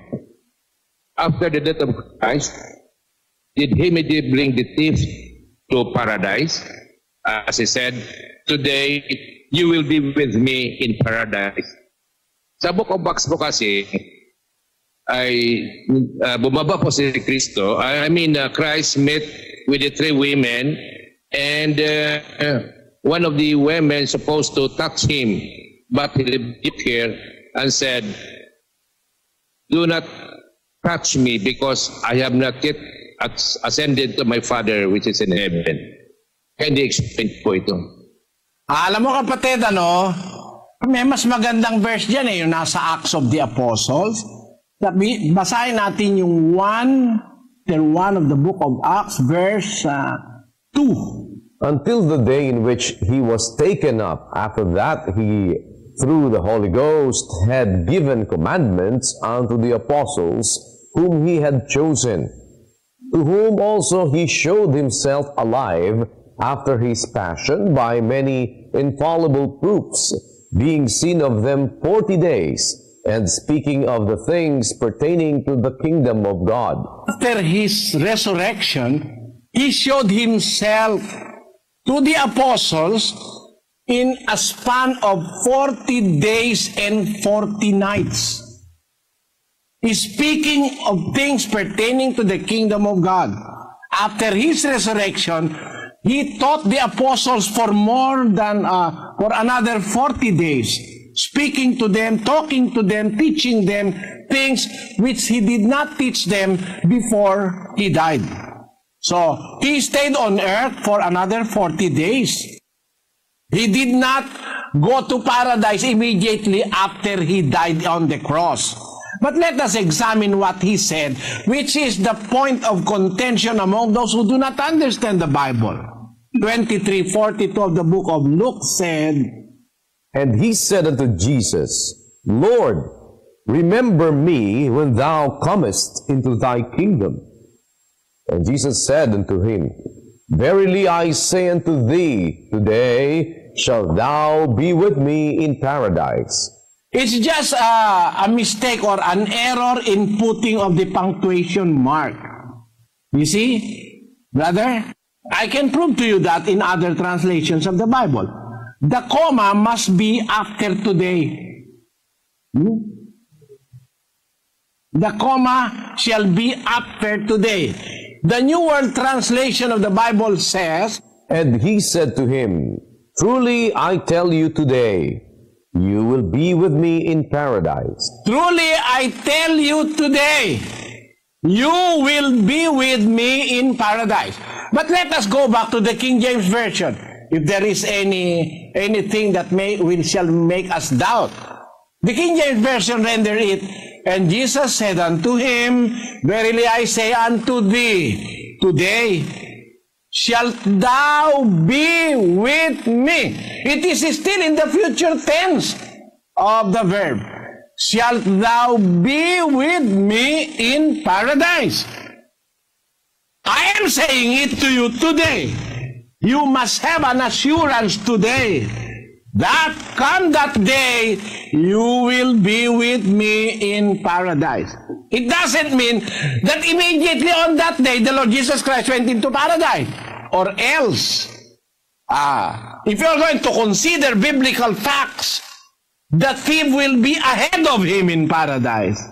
Because if that means that today, the thief will be going to paradise and the Lord Jesus Christ was left on earth for another 40 days and 40 nights, what will happen is that the thief will be ahead of him in paradise. It is not the case, brother. It is a wrong or it's a misinterpretation of the scripture. I hope that will be sufficient for you. I'm sorry. You can ask all questions. I'm willing to answer all of them, but there are places that are waiting for their turn. May God bless you, Brother Emil. Salamat po. Marami pong salamat. Salamat po. Sa Barte, Caloocan City muna tayo, kapatid na Bong Budenya. Ang magtatanong po kay kapatid na Eli ay si kapatid na Rod Dantay, 31 years old, nagsusuri. Sige po, kapatid na Rod. Alam niyo ho, Brother Eli, mula pa kayo ng 6:30 sa lugar na ho ito, nagdako ng Caloocan ay napakasaya na. Sa gawa ng maraming natutunan, yung mga pag-awit ng kabataan ninyo talagang masaya. Ito ang aking tanong, Brother Eli. Alam ho natin na ang Biblia ho ay matagal nang naisulat. Libong taon na ho. Si Kristo ho ay matagal na rin nakakyat sa langit. Actually ho, sa pagkakalam ko, Brother Eric, please correct me if I am wrong with this notion. Sa pagkaunawa ko ho, si Kristo po ngayon ay kapiling na po ng ating Diyos Ama. Kaya na ho doon po sa tanong nung taga-aklan ata yun, na yung judgment day o yung wakas ng mundo, yung wakas ng panahon, may nabasa po ko sa Biblia na maging po yung anak na kundi po si Hesus Kristo, maging siya ho ay hindi niya alam kung kailan. Ang nakakaalam lamang po ay yung ating Diyos Ama. So parang ganun po. So kung bilang isa pong profesor ng psikolohiya, nag-a-assume po ako na itong mag-ama na magkasama na sila ng matagal na panahon, libong panahon na ho, hindi pa ho ba nasabi ng Ama kay Kristo na, oh anak, ito yung panahon na ikaw ibabalik na. Actually, Brad Eli, yun pong tanong ko na ho yun ay preparation din. Kung halimbawa ho, alam po ni Kristo o hindi niya ho alam, ngayon po, ano po kaya yung mga paghahanda na maaari naming gawin nating gawin habang nag-aantay po tayo sa pagbabalik ni Kristo o sa wakas po ng mundo. Maraming salamat po. Salamat din, kapatid na Rod, and I'm grateful that you told me na ikaw ay nagtuturo ng psychology. Bilang professor ng psychology, you can easily understand what I will answer you. Ganito yon, brother. Let us first know the facts in the Bible. Because in the Bible there are facts. Facts which cannot be amended, facts which cannot be reversed, facts that will always be in eternity. And one of the facts is, let us read the book of Acts chapter 1 verses 6 to 7. When they therefore were come together, they asked of him, saying, Lord, wilt thou at this time restore again the kingdom to Israel? And he said unto them, It is not for you to know the times or the seasons, which the Father hath put in his own power. Fact is, it is the Father that know the times and the seasons. Only the Father, because the Lord Jesus Christ said, which the power hath put in his own power. Practically all power were given to the Lord Jesus Christ. All power in heaven and in earth, save one. Let us read Matthew chapter 28, verse 18.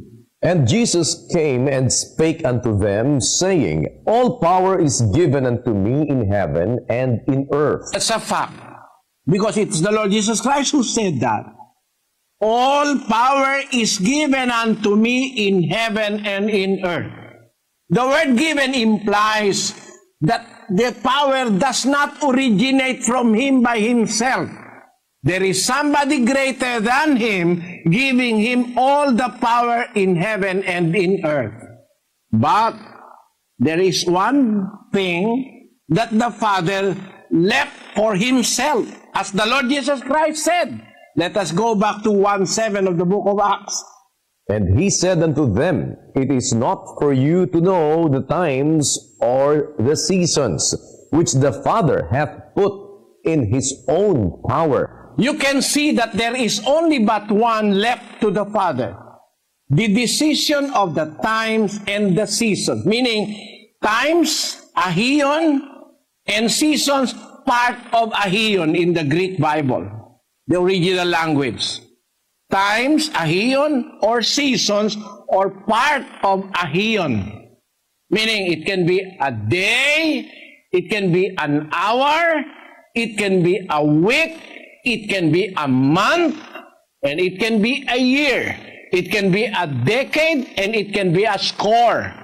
As that famous Gettysburg Address, 70 years ago, our fathers brought forth to this continent a new nation, conceived in liberty and dedicated to the proposition that all men are created equal in America. Now, seasons can be a millennium. It can be 10,000s of years. It can be a billion years. It can be 5 billion years. It can be 13.7 billion years.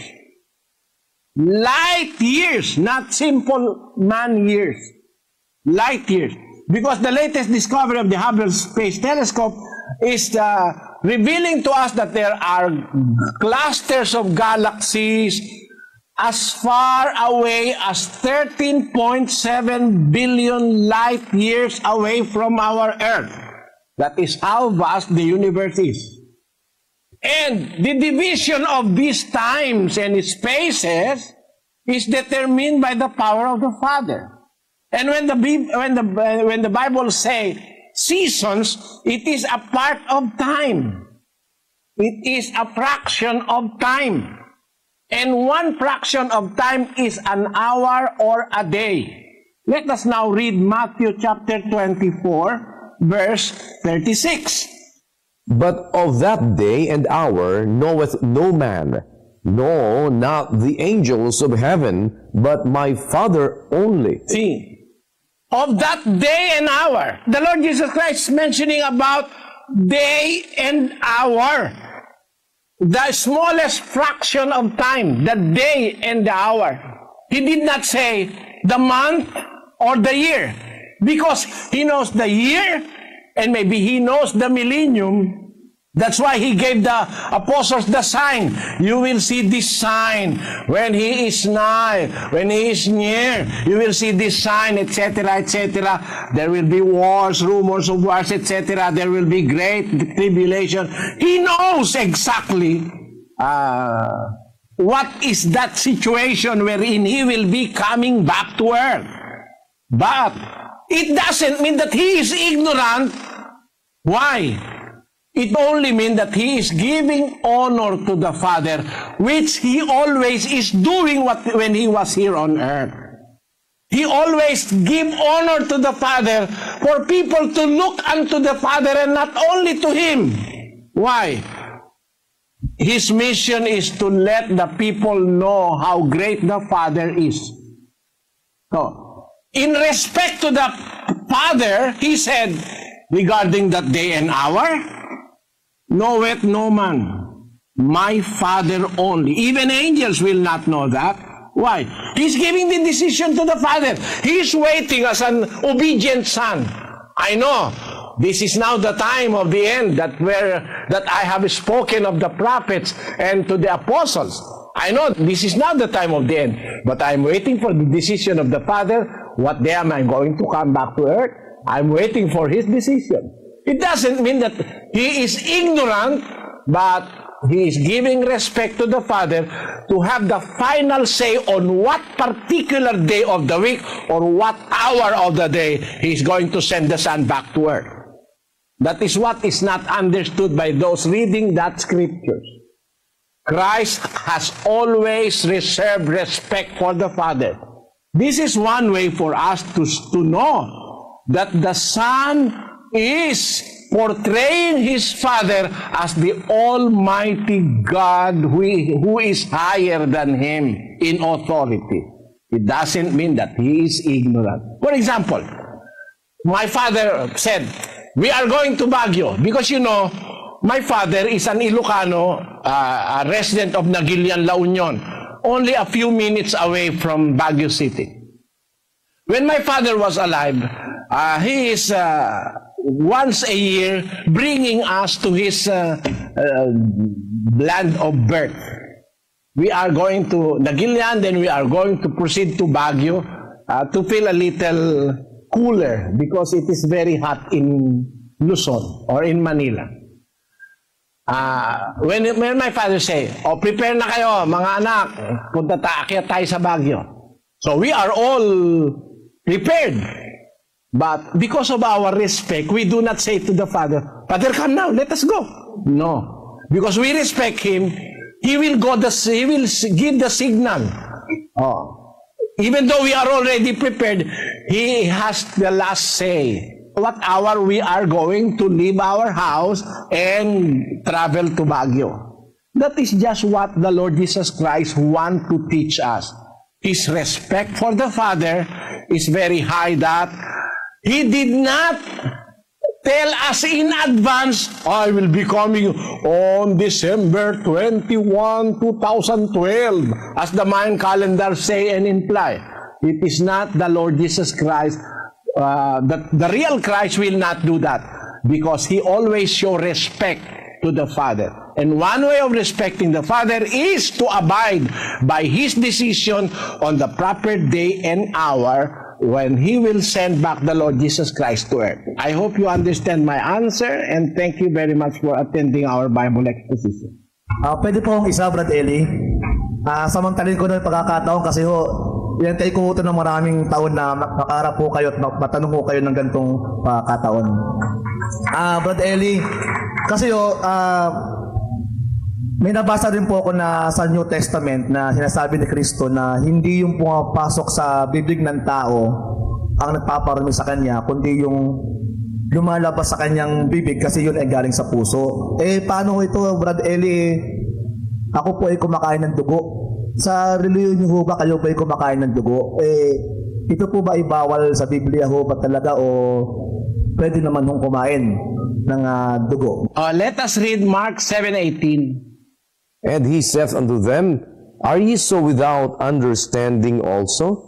Do ye not perceive that whatsoever thing from without entereth into the man, it cannot defile him, because it entereth not into his heart, but into the belly, and goeth out into the drought, purging all meats. Let us read that in Tagalog. At sinabi niya sa kanila, kayo baga ay wala ring pag-iisip?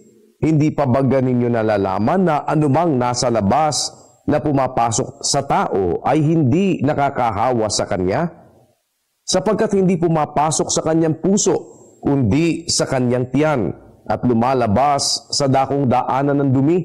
Sa salitang ito ay nililinis niya ang lahat ng pagkain. We have to take the logic and we have to take the thought of the interpretation of the verse from the Bible itself. Sabi ni Kristo, hindi niyo ba nalalaman na anumang pumapasok mula sa labas, na pumapasok sa tao, hindi nakakahawa sa kanya? What do you mean to say hindi nakakahawa? Let us clarify this from other apostles. Let us read in the book of Matthew 10:17. Do not ye yet understand that whatsoever entereth in at the mouth goeth into the belly, and is cast out into the draught? But those things which proceed out of the mouth come forth from the heart, and they defile the man. For out of the heart proceed evil thoughts, murders, adulteries, fornications, thefts, false witness, blasphemies. These are the things which defile a man, but to eat with unwashen hands defileth not a man. Let us study this and let us consider the facts, Professor. Even scientific, even medical, the Bible is above all these things. What do you mean defile? What do you mean nakakahawa? Pag ang sakit nakakahawa, it will not only affect you, but it will affect others. Kaya nga may tinatawag tayong communicable disease. Kung kumain ka ng lason, hindi naman makakahawa yun eh. Ikaw lang mag-isa mamamatay, manigas ka ang mag-isa mo. Ikaw lang naman ang kumain eh. Di ba? Kung kumain ka na, hindi naghugas ng kamay, ba't niyo ako pinupuntusan? Kasi hindi naghugas ng kamay si Kristo, kumain, pati ang mga apostol. Pinupuntusan itong mga ipokritong eskribas at pariseo. Sabi, ba't kayo kumakain kayo, hindi kayo naghugas ng kamay? Sumagot si Kristo. Yung pumapasok sa bibig, hindi nakakahawa yon. Palagay mo na ang kinain ko lason, hindi ka naman kita maihahawa. Ba't ka namumuntos? Yun ang logic na sinasabi ni Kristo. Ang pumapasok sa bibig, hindi nakakahawa sa tao. Meaning, it will not defile other person. But what comes out of the mouth will defile other person. Makakahawa yon. Sabi niya sa 15:18, ang bagay na lumalabas sa bibig ay sa puso nang gagaling at siyang nakakahawa sa tao. Halimbawa, ikaw drug addict ka. Yung kasama mo, kung ano pinagsasabi mo tungkol sa drug. Mabuti ang drugs, nakaka-thrill, para kang umakyat sa langit. Yung lumalabas sa puso mo ng katarantaduhan, yung nakikinig nun, maaari mo maihawa. Ganun ba? Subukan ko nga. O, tinan mo. Di, nakahawa ka na. Halimbawa, kalunyero ka. Kasi ang sabi ni Kristo, sa puso nang gagaling ang masasamang pag-iisip. Pagpatay, pangangalon niya, pakikiapid, pagnanakaw, pagsaksi sa di katotohanan, mga pamumusong. Ito ang mga bagay na nakakahawa sa tao. Pagka sumaksi ka sa hindi katotohanan, maihahawa mo yung maniniwala sa'yo. Di ba? Maihahawa mo. Katunayang maihahawa, 29:12. Kung ang puno ay nakikinig sa kabulaanan, lahat niyang mga lingkod ay masasama. Pag nakinig ka at naniwala ka sa kasinungalingan sa mga false witnesses, pati mga lingkod mo sumasama, naahawa mo. Kaya yung kasinungalingan galing sa puso, nakakahawa sa tao yon. Yung pangangalo niya, nakakahawa. Halimbawa, may asawa ka na. Gusto mong mangalo niya, nakakahawa ba? Nakakahawa. Kaya nga nakakakalon niya ka eh. Biro may asawa kayo nanligaw ka, nagustuhan ka naman, naihawa mo na agad yung kalunya mo ng pagtataksil sa asawa mo. Naging kalunyero na rin siya. Bakit? Naihawa nun nang gagaling sa puso mo na pangangalo niya. Kasi ganito yan Professor 6:45 ng Lucas. Ang mabuting tao ay kumukuha ng kagalingan sa mabubuting kayamanan ng kanyang puso. At ang masamang tao ay kumukuha ng kasamaan sa masamang kayamanan, sapagkat sa kasaganaan ng puso ay nagsasalita ang kanyang bibig. Nakita mo kapatid, yung mabuting tao, may mabuting kayamanan sa kanyang puso, yun ang inilalabas niya. Pero yung masamang tao, kumukuha naman ng masamang kayamanan sa kanyang puso. Halimbawa, sa kasaganaan ng puso, nagsasalita ang bibig. Halimbawa, may chismosa. Naku, sabi ng chismosa, nakita ko sila. Ayun. Nung narinig nung panibagong isa pang chismosa, nako, nakita sila. Natawid na naman sa isang chismosa, nako, marami kaming nakakita. Kita mo na, naihawa na yung mga tao sa chismis. Nakakahawa talaga yan. Pero yung kumain ka ng hindi ka naguhugas ng kamay, hindi kita maihahawa. Ang damage sa akin lang. Pero hindi ang ibig sabihin, Professor, kung kumain ka ng bawal, hindi ka na mapapasama. Bakit? 8 ng unang Korinto. Basahin natin ang 7. Gayunmay wala sa lahat ng mga tao ang kaalamang iyan, kundi ang ilan na hanggang ngayon ay nangamimihasa sa Diyos-Diyusan, ay kumakain na parang isang bagay na inihain sa Diyos-Diyusan, at ang kanilang budhi, palibhasa'y mahina, ay nangahahawa. Kaya nahawa mo yung budhi mo sa pagkain mo ng hain sa Diyos-Diyusan. Hindi mo nahawa yung iba. Kung halimbawa, kumain ka sa Diyos-Diyusan, hindi mo naman ako naihahawa eh.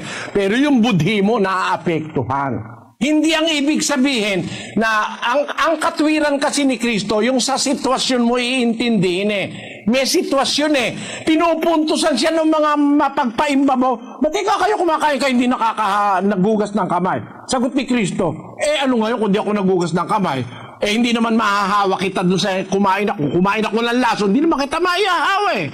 Ang mag-ingat kayo yung lumalabas sa bibig. Kasi yung lumalabas sa bibig nang gagaling sa puso. At yun ang nakakahawa sa tao. That can influence other. Gaya ng pangangalon niya, pagnanakaw, pagsaksi sa di katotohanan, pakikiapid, mga pamumusong, nakakahawa yan. Don't you know, Professor, that you are practically influencing your students when you are teaching? What you say influence others, and it comes from your mind and from your heart. But whatever you ingest into your body will not defile any other man, but it can defile you, especially your conscience. Hope you understand that answer, Professor. Maraming po salamat, Dr. Eli. Salamat po.